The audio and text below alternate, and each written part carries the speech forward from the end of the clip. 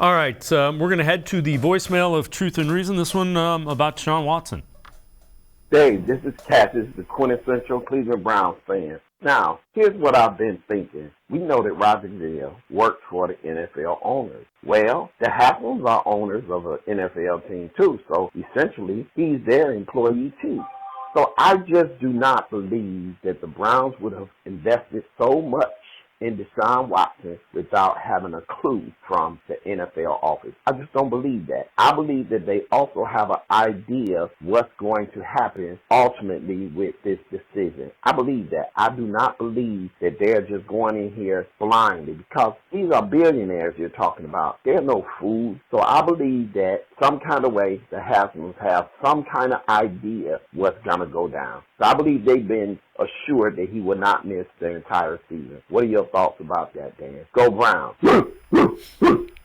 As always, appreciate all of the voicemails. Brad, I think there's a best case scenario and a worst case scenario, and I don't think they're doing it. The Haslams and the Browns didn't do this as a 1 year for this year kind of thing. I think the worst case scenario is probably that he would miss a season. And they're trying to avoid that, obviously. But I think the Haslams knew worst case he misses a season. Yeah, right. Like, that's the comfort spot, is that he's going to play football again, right? Like, he's going to be a quarterback for the Cleveland Browns at some point again. So to that point, and the caller saying that, oh, he's not going to get a year, I don't think they knew that. I think they probably thought the range of outcomes was less than we are looking at now, right? Like, it as we mentioned before in the first part of this segment, that it wasn't handled all that well by Rusty Hardin and company, right? So it could have been handled better and maybe landed a lesser suspension.